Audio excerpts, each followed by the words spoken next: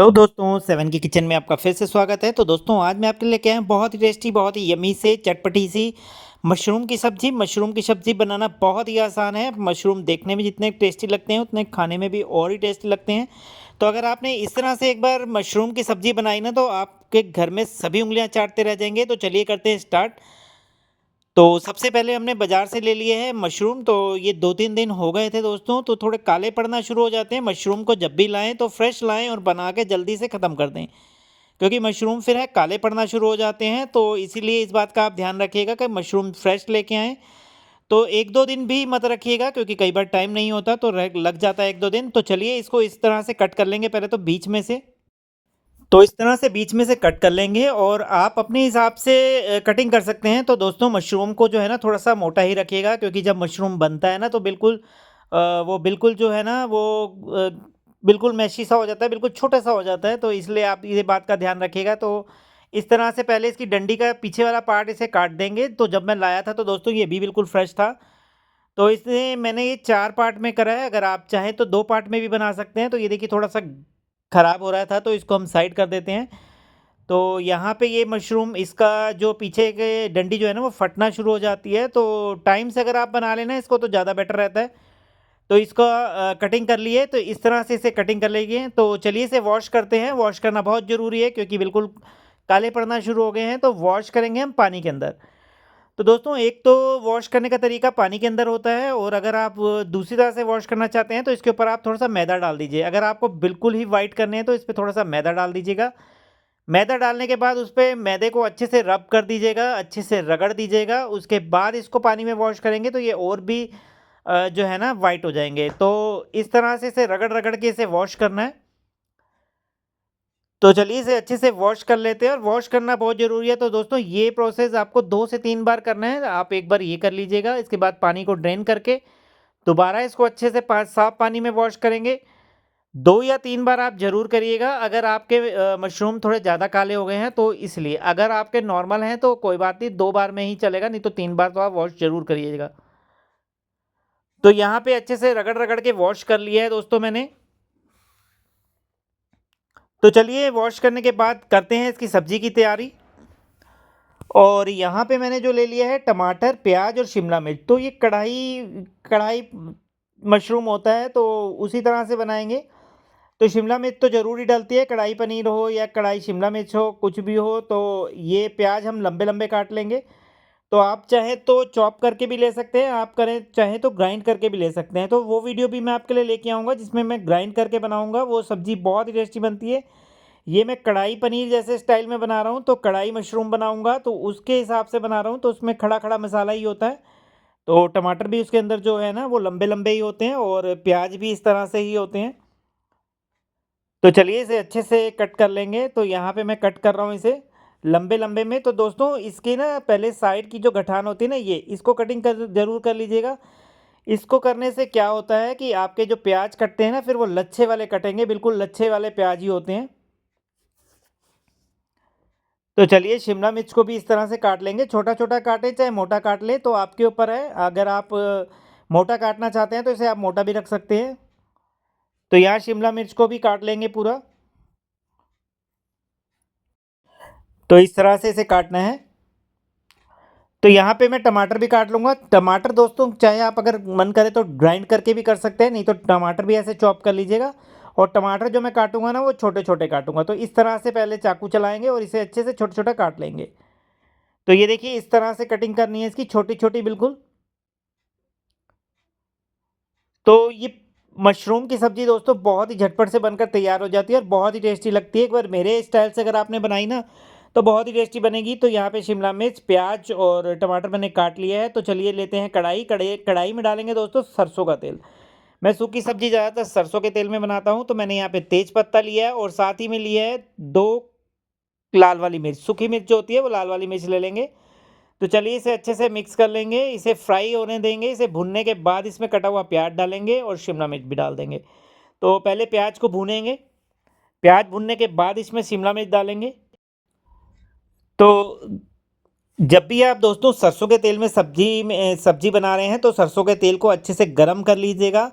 उसके बाद आप लो मीडियम करिएगा, फिर उसके बाद ये प्याज डालिएगा, क्योंकि क्या कई बार क्या होता है, लोगों की शिकायत रहती है कि जो हमारे सरसों के तेल में से ना सब्जी के अंदर स्मेल आती है। तो कारण दोस्तों यही होता है कि अगर आप उसको अच्छे से फ्राई करेंगे और अच्छे से तेल को पहले अच्छे से गर्म करने के बाद उसको ठंडा करेंगे, फिर उसके बाद इसमें आप प्याज भूनेंगे ना, तो आपको कभी भी स्मेल नहीं आएगी। इस टिप्स को आप ज़रूर अपने किचन में अपनाइएगा। तो यहाँ पे मैंने 1 बड़ा चम्मच डाला है धनिया पाउडर, साथ ही में डाला है लाल मिर्च पाउडर, और यहाँ मैंने डाला है थोड़ा सा आमचूर पाउडर। आधा चम्मच डालूंगा मैं यहाँ पे हल्दी पाउडर, और नमक डालेंगे स्वाद अनुसार। तो आप अपने स्वाद के अनुसार नमक को डाल लीजिएगा। तो चलिए इसे अच्छे से मिक्स करेंगे, और मिक्स करने के बाद दोस्तों फिर इसके अंदर हम डालेंगे शिमला मिर्च और कटा हुआ टमाटर। तो सबसे पहले तो इसे अच्छे से फ्राई कर लेना है जब तक ये लाल नहीं हो जाता। तो लाल जरूर जरूर करिएगा दोस्तों, लाल करेंगे तभी आपकी सब्जी का स्वाद आएगा, वरना कच्चापन जरूर रहेगा आपकी सब्जी में। तो इस बात का आप ध्यान रखिएगा बिल्कुल भी। तो अब यहाँ पे मैंने डाल दूंगा साथ के साथ शिमला मिर्च। तो ये शिमला मिर्च भी जो है ना इसके साथ फ्राई होती रहेगी। तो सबसे पहले तो मैंने यहाँ डाल दिए कटे हुए टमाटर। तो दोस्तों कटे हुए टमाटर डालेंगे, इसको कटे हुए टमाटर को अच्छे से भूनेंगे। और दोस्तों एक बात है कि जैसे मशरूम बनाएं या कढ़ाई पनीर बनाएं या कुछ भी आप बनाएं, तो शिमला मिर्च जो है ना टमाटर भुनने के बाद ही डालिएगा, क्योंकि शिमला मिर्च के अंदर जो होता है ना वो क्रंचीपन रहता है। और अगर आप इससे पहले डाल देंगे ना तो जो शिमला मिर्च जो है ना वो सौगी हो जाती है और बिल्कुल ही टेस्ट नहीं होता। इस तरह से अब आप डाल देंगे इसके अंदर शिमला मिर्च। तो जब इसको अच्छे से भून लेंगे उसके बाद हम इसमें शिमला मिर्च डालेंगे। तो चलिए इसे अच्छे से फ्राई करेंगे और दबा दबा के फ्राई करेंगे। तो फ्राई ज़रूर करना है दोस्तों इसे अच्छे से। अब हाई फ्लेम पे ही भूनना है इसको, बिल्कुल लो नहीं करना है, और इसके आगे से तो बिल्कुल भी नहीं हटना है। तो सब्जी के अंदर जो है ना थोड़ा सा पेशेंस रखना चाहिए, और आराम से पकानी चाहिए, दिल से पकानी चाहिए। खाना जब भी पकाएं ना दोस्तों दिल से पकाइएगा, तभी खाने का स्वाद आएगा, नहीं तो खाने का बिल्कुल भी स्वाद नहीं आएगा। ये बात आप नोट कर लीजिएगा, क्योंकि अगर आप दिल से खाना बनाएंगे ना तभी खाने को अच्छा टेस्ट दे पाएंगे, नहीं तो आप बेमन से खाना बनाएंगे तो मज़ा ही नहीं आएगा। तो ये तो चलिए यहाँ पे मैं डाल देता हूँ मशरूम। तो यहाँ पे मशरूम के साथ अब जो 90% जो हमने इसको कुक कर लिया है, तो अब जो 10% रह जाता है वो मशरूम के साथ फ्राई हो जाएगा, टमाटर प्याज जो है। तो यहाँ पे अच्छे से वॉश करने के बाद मैंने इसके अंदर डाल दिया है मशरूम। तो मशरूम डालने के बाद भी इसे अच्छे से मिक्स करेंगे और अच्छे से पकाएंगे। तो दोस्तों सूखी सब्जी जो होती है ना वो हाई फ्लेम पे पका लो, वो ज़्यादा आती है। तो कभी आलू बनाने हैं, शिमला मिर्च बनानी है या बैंगन बनानी है, वो मैं ढक के बना देता हूँ। तो इस टाइम पे जो है ना मशरूम को फ्राई करना बहुत ज़रूरी होता है।